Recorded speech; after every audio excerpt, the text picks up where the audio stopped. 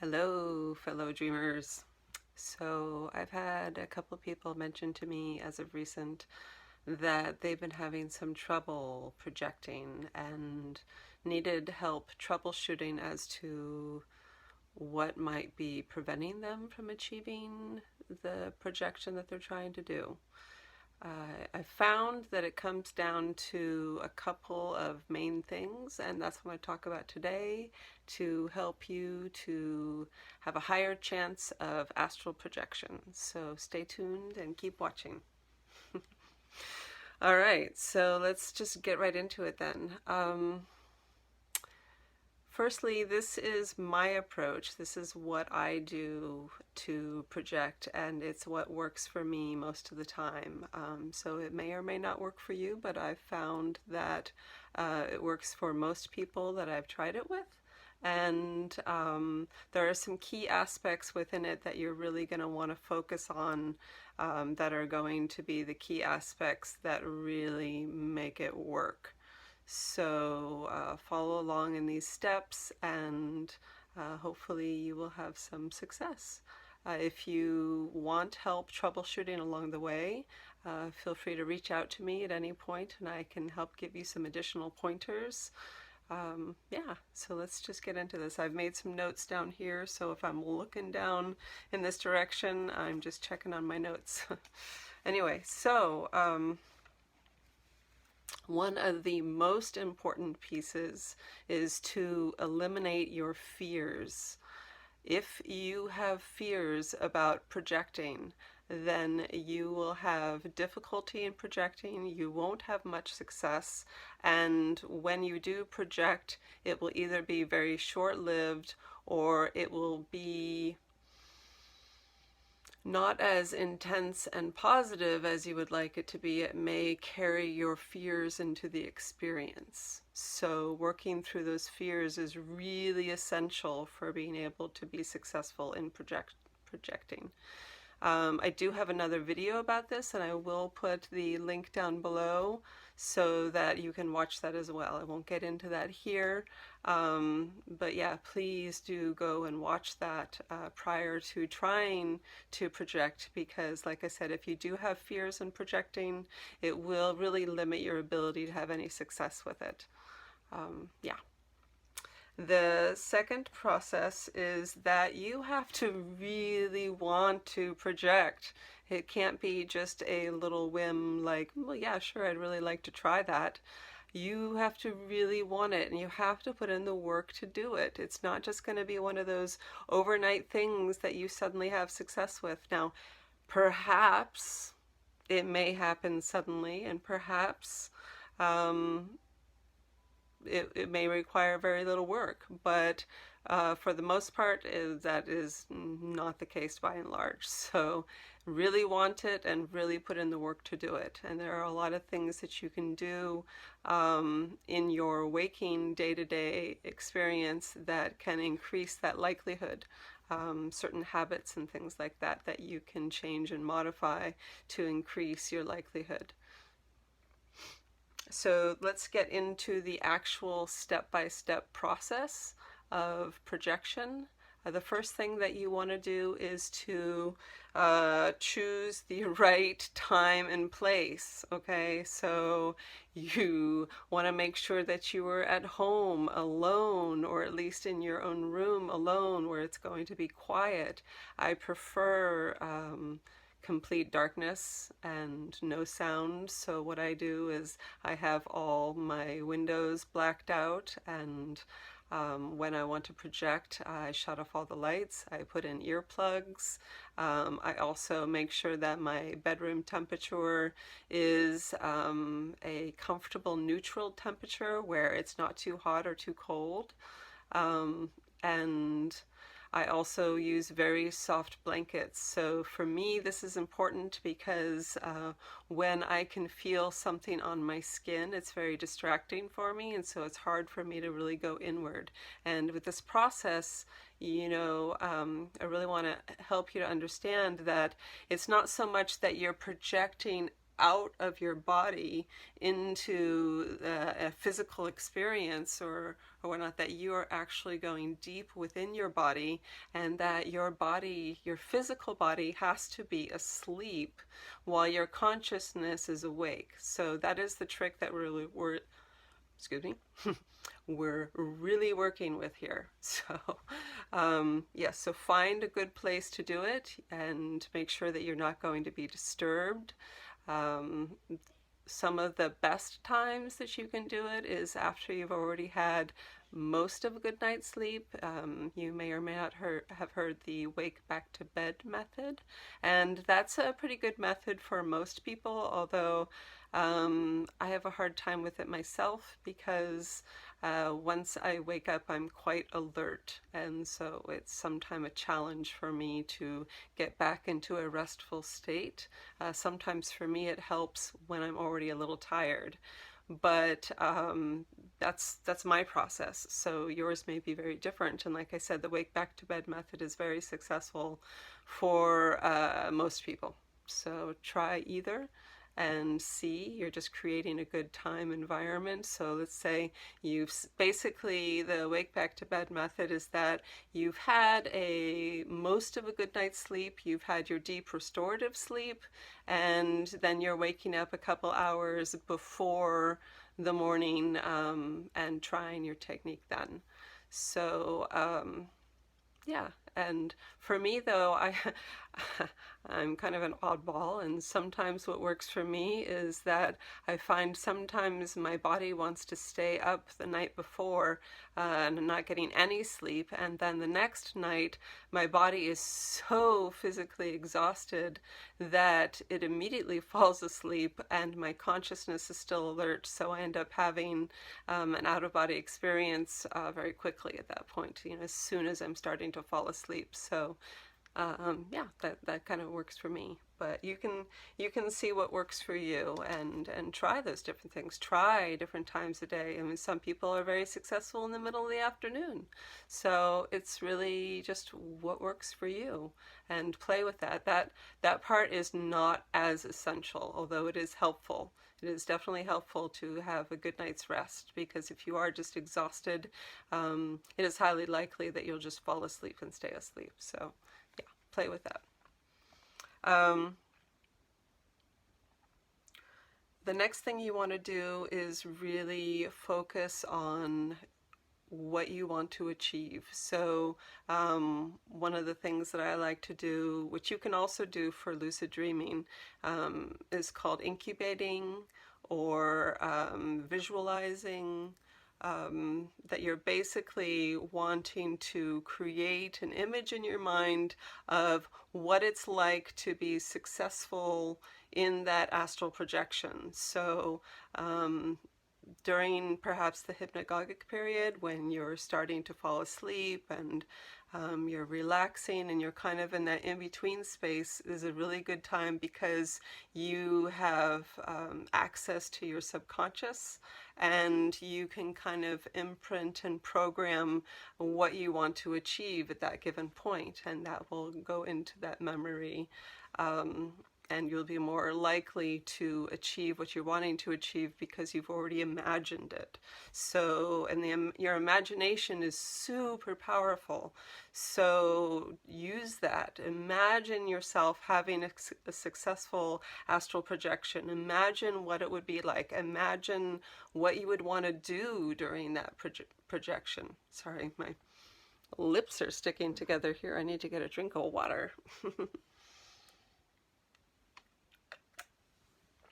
So imagine what you would like to do. Imagine how it would feel to be successful.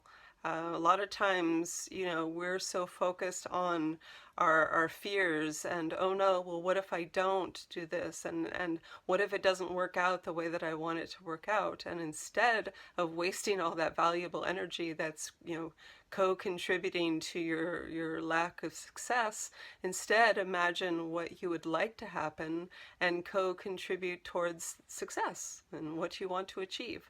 So yeah, play with that every night before bed. And that will help. You can also do that before you project. Let's say if you do want to project, towards the morning, then, do some visualization right before you project so that you have an agenda. Because, as soon as you start to project, then you may not remember your agenda if you haven't really thought about it that much. So you may get out there in the projection and go, oh, what was I going to do again? And you get so excited that you end up right back in your body. So have a plan. Definitely have a plan. That will help for sure. Hmm. The next thing that you will want to do is what's called progressive relaxation. Now, you've probably heard about this before, but I have like a little different of a take on it.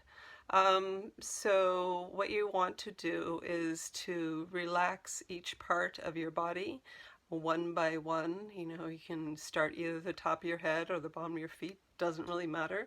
You can also just start anywhere in the body where you notice tension or pain or anything that brings awareness to that body part, because really the point is that you want to be able to no longer distinguish your body versus the space around your body. So you want to be able to relax your body so much that you can no longer identify the shape, space, and size of your body awareness, that it actually expands, and that's kind of where you're going with it. So yeah, for an example, let's say you notice like some tension in your belly or whatever. So go into that awareness, go into that sensation, and use yourself as the conscious observer. And this is the part of you that's going to stay alert. So, mind you, like I said, your body, you're trying to get your body to be able to fall asleep. And at the same time, you're keeping your conscious observer aspect of yourself aware and alert of like the now, of where you are right now. So by doing these steps in this way, it's doing both of those things. So it's making it easier for you to then transition into an astral projection. So like I was saying, just go deeply into each body part. And what you'll notice is the deeper you go into that body part and into the awareness of that sensation and the way that sensation feels, and the deeper that you go into it, the more your brain stops interpreting it. So at first, your brain will be like, oh, that's a stomach, discomfort, and it feels this way or whatever, and it's trying to interpret the experience. But the more that you go deeper into it, the more it just becomes sensation, and then vibration, and then just awareness. And you'll notice then that as it just becomes awareness, that you start to be able to not, it's like you can't tell the difference between where your body ends and the environment around you begins. It's like your awareness of yourself starts to expand, and that's what you're trying to do. That's where you're trying to go. So if you're not getting that expansion feeling of expanding beyond your physical boundaries with your awareness, then you need to go deeper. And this is a really, really important key piece. And this, I think, is the biggest piece that people are missing. I think that most people think that, okay, well, all I have to do is relax and then go deep into a state of relaxation, and then I can start my exiting techniques. And that is not the case. That is not true, because your body is still physically alert and awake at this point, and your body needs to be asleep. So you are doing whatever you can do to create that sleep state for your body while still maintaining that conscious awareness and observation. So the more that you practice this too, the stronger it'll get and the easier it'll become for you to do these things. So once you get into a state where you feel like your whole body is completely relaxed and you can no longer tell where your boundaries are, where your physical boundaries are, and your awareness has extended past your physical boundaries, then what will happen is you will start to experience the vibratory state, and you should be able to start feeling vibrations in your inner awareness. And it may actually feel like you are physically moving, but you are not. That is your energy body. Your energy body. You're actually now, what's happening is you've been raising your vibration and getting more in alignment with your energy body. It's like you're linking your awareness into your energy body instead of your physical body, if that makes sense. So the vibratory state is you kind of linking in connection with that energy body. So the other thing that happens at that point is what I call a schism. Now, I don't think that other people use this word like I do, but this is how I use it. So I don't know if you've had this experience, but I have heard that a lot of people have. And for an example, so let's say you're just starting to fall asleep. You know, you're kind of in that half awake, half asleep state, and your mind is already creating dream images, and you're imagining yourself walking down the street, and suddenly you step off the curb and you wake yourself up because you can feel yourself, like, you know, doing that kind of motion, right? And immediately you're like, oh my God, what was that? And that is the schism that I was talking about. It's that feeling, that jerking feeling of bringing yourself back into awareness. And what that is your energy body is slipping out of your physical body and then snapping back in. So it's basically telling you you are about to go out of body. And so if you're having that experience, that is awesome. That means that you're right on track, that you're doing all the right things to get where you want to be. And if you're having that, that is the time that you want to do your exiting techniques, not before that. Do not try to do that before it, because you will more likely move your physical body instead of your energy body. And you really want to make sure that your conscious awareness is more in your energy body than your physical body. And when it is, you'll be feeling those feelings. You'll be feeling the vibrations, and you'll be feeling that kind of schism feeling of like in out of your body. So once you feel that and start to feel those sensations, then try your exiting techniques. There are a lot of them. You can basically try anything that you want. The ones that I like to do the most, I don't like to try to roll out of the bed sideways, because that just makes me nervous, like I'm actually going to roll out of bed. Because at that point, when you are trying your exiting technique, you feel like you're in your physical body, but you're not. And you are moving. You can feel yourself moving. And so what I like to do is try to roll out backwards, because that's not something I can actually do physically, but it is something that I can do in my energy body. And if I'm doing that, if I'm feeling that, then I know that I'm being successful, and I know it's not my physical body. And so that's what helps me. And so what you want to do is you want to try to create a momentum. So with that kind of schism movement, you also want to try to create this momentum of movement. And so it's something that you're imagining, but you remember, your imagination does control your energy body, and it controls energy. You know, they've proven these things scientifically. Well, we won't get into that here. But so what you want to do, so let's say I'm trying to roll out backwards. So I'm imagining in my mind's eye a momentum of rolling out backwards and rolling out backwards and rolling out backwards until I'm almost creating a momentum where I'm starting to feel dizzy, like I can't tell which way is up.